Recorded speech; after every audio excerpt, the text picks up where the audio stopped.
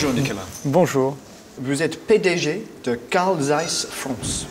Et moi, j'ai la tendance à associer le nom Zeiss avec les jumelles binoculaires, peut-être les photographies, les microscopes même. Mais on n'a pas là pour parler de ça, non, n'est-ce pas? Vous venez de citer des produits de notre division grand public. Oui. Zeiss, c'est une très vieille entreprise qui a 170 ans, qui a démarré dans la microscopie, en faisant des microscopes. C'est les premiers microscopes. Et ensuite, elle s'est développée, mais toujours sur un axe principal qui est l'optique de précision. Donc on est leader en optique de précision depuis 170 ans. Alors il y a des produits qui sont plus ou moins connus du public, les jumelles, les optiques d'appareils photo, toutes les personnes qui nous entourent, qui nous filment, qui nous photographient. Ils connaissent tous la marque Zeiss parce qu'ils l'utilisent sur les caméras pour faire des films, des tournages. On gagne des awards à Hollywood grâce à nos caméras. Et les jumelles, donc les passionnés de nature qui utilisent nos produits. Donc ça, c'est vraiment le grand public. Mais en fait, on est aussi présent dans d'autres divisions.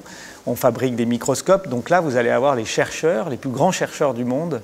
Ils vont vous parler avec des étoiles dans les yeux, des microscopes Zeiss qui leur permettent d'aller dans l'infiniment petit et de faire toutes les grandes découvertes, des virus, de découvrir des vaccins. À l'Institut Pasteur, par exemple, on a 23 prix Nobel qui ont eu leur prix en utilisant des microscopes Zeiss. Mais on est aussi présent encore dans d'autres divisions, puisqu'on a 6 divisions, on fait de la métrologie, on est dans le domaine aussi des semi-conducteurs, ça c'est beaucoup moins connu. On fabrique des énormes optiques qui permettent de guider les faisceaux laser qui gravent les circuits imprimés sur les puces. 75% des puces que nous utilisons dans nos outils électroniques sont fabriquées à partir de technologies de Zeiss. Et moi, si je suis là aujourd'hui, oui, c'est parce que je représente la division des verres de lunettes. Oui, d'accord. Ça s'appelle Vision Care. Vous avez des excellentes lunettes, si je peux me permettre. Voilà, mais ce qui est le plus important, ce sont les verres qui sont à l'intérieur. Oui, la lunette, c'est le support, et à l'intérieur, il y a des verres, et c'est ces verres qui nous permettent de voir correctement. Je veux juste 2 mots sur votre parcours. Vous venez du monde de la photographie, ou c'était quoi votre parcours? Alors en fait, à la base, je viens du monde de la photographie, puisque j'ai travaillé 15 ans dans une entreprise qui était fabricant de matériel destiné aux photographes pour faire des photos. Du tirage de photographique 1 heure, ce qu'on appelait les mini-labs. Et j'ai travaillé 15 ans dans cette entreprise qui avait un rayonnement international, et nous vendions du matériel pour faire des photos dans le monde entier. Donc ça, j'ai fait 15 ans, mais avant, je venais des emballages. Mon parcours, il est plus un parcours de commerce, de marketing, de direction d'entreprise, multisecteur, on va dire.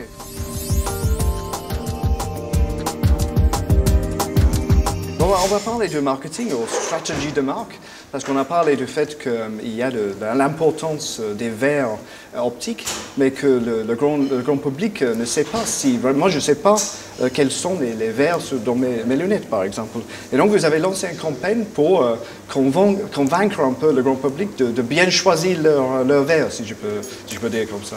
Bah oui, effectivement, c'est très étonnant. Maintenant, le consommateur est généralement acteur de ses choix. Lorsqu'il achète n'importe quel produit, il va préalablement se renseigner, il va comparer, et il va finir par être plus spécialiste que le vendeur lui-même.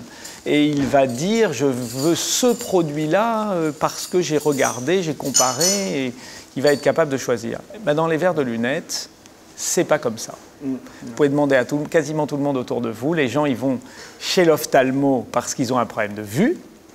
Là, ils vont éventuellement parler de leur problème. Ils vont avoir donc une ordonnance. Et avec ce sésame qu'est l'ordonnance, ils vont aller chez un opticien.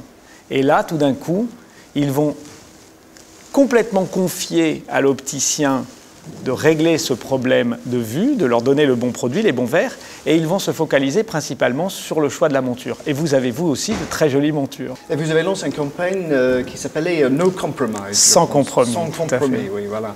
Comment ça marchait? Vous avez choisi quoi comme média pour exprimer vos idées? En fait, nous sommes challengers sur le marché. Donc en tant que challenger, on doit se positionner différemment en termes de stratégie de communication. Sur tous les marchés, vous avez un leader mainstream, vous avez un challenger prix, vous avez une alternative valeur. Nous, on s'est positionné comme l'alternative valeur sur le marché. On a décidé de toucher une cible de clientèle qu'on a appelée les esthètes exigeants.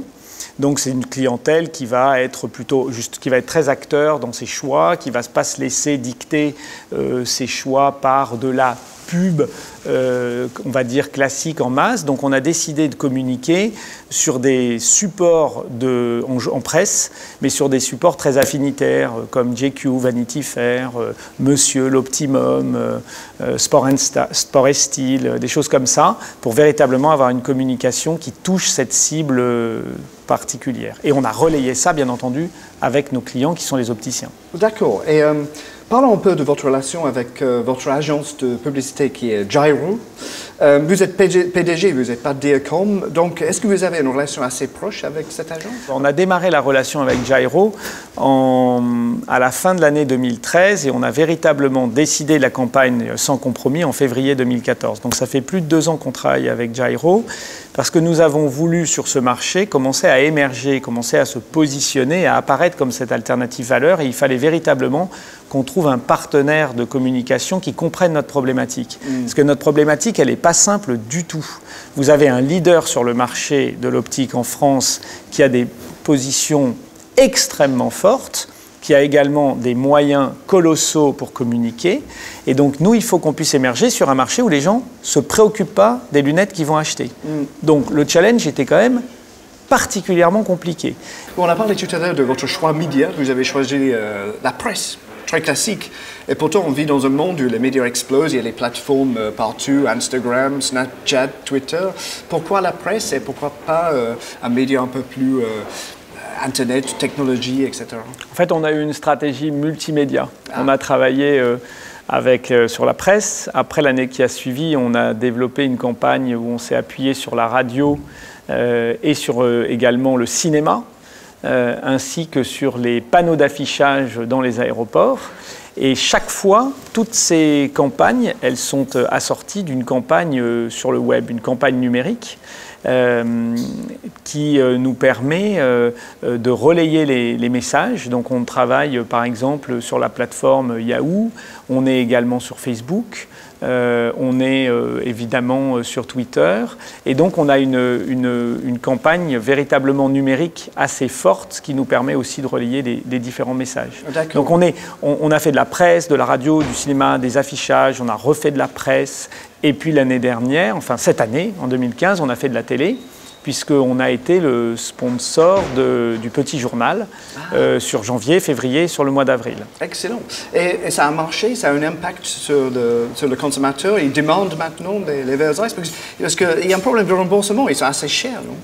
Ah non, ils ne sont pas plus chers que d'autres verres. C'est effectivement aujourd'hui, vous avez en France un système où vous avez une part sécurité sociale qui est très faible, mais qui donne lieu à un remboursement par la complémentaire santé. Et en fait, le niveau de remboursement va dépendre des contrats que les clients, les consommateurs ont, leur contrat de mutuelle. Et puis après, au niveau des verres, il y a différentes gammes. C'est comme pour tout. Vous avez une entrée de gamme jusque du très haut de gamme, jusqu'à des verres très individualisés ou très spécifiques qui peuvent être plus chers, mais on a des produits qui sont accessibles à tout le monde et qui de toute façon s'inscrivent dans l'ensemble des contrats d'assurance que peuvent avoir les consommateurs en France. D'accord. Et les consommateurs ont compris? Ils demandent maintenant qu'ils vont... Alors soyons objectifs, ça commence à toucher des gens, mais c'est encore un très long chemin pour pouvoir faire comprendre aux gens que lorsqu'ils vont chez un opticien, ils sont en droit d'exiger un produit de qualité pour leurs yeux et pouvoir challenger un petit peu et poser des questions et exiger des verres Zeiss à leur opticien. Oui, mais on a aussi de plus en plus d'opticiens qui travaillent avec nous et qui sont très sensibles aux campagnes que nous menons auprès du grand public. Ça les rassure et ça leur donne aussi les moyens de pouvoir cautionner la marque en parlant auprès du consommateur, en s'appuyant sur ces campagnes. Oui, c'est vrai que ce n'est pas nécessairement évident quand vous êtes chez l'opticien qu'il propose un truc de demander « Ah non, je veux pas ça, je veux des verres Zeiss ». Il faut avoir un peu de courage de faire ça aussi. Il faut avoir un peu de courage, mais il faut aussi s'être renseigné, savoir pourquoi on va demander des verres Zeiss. Donner des raisons. Voilà. Alors, juste une petite question pour finir. J'ai vu une citation de Lucien Clerc, le photographe. J'ai vu son expo récemment ici à Paris, c'était génial. Il était aussi fondateur de la rencontre d'Arles. Et donc, il a dit lui-même que les utilisateurs des versailles sont des esthètes exigeants, une phrase que vous avez utilisée tout à l'heure. Mais c'est quoi pour vous un esthète? C'est un mot intéressant, je trouve. Un esthète, c'est une personne qui va être intéressée par des choses qui sont par le beau, par des choses qui sont modernes. C'est quelqu'un qui va, vous savez, il ne va pas se laisser convaincre facilement. Il va analyser, il va essayer de comprendre, c'est la personne qui va derrière influencer les autres parce qu'il aura fait ses choix. C'est par exemple la personne qui va aller voir s'il veut s'acheter un vélo, il va aller regarder les différents types de vélos, il va comparer et puis à un moment donné, il choisira le vélo qui va bien par rapport à ses besoins, toujours avec les meilleurs matériaux, les meilleurs outils. C'est comme celui qui cuisine, il va acheter les très bons ustensiles parce qu'il va vouloir le meilleur, l'excellent pour lui.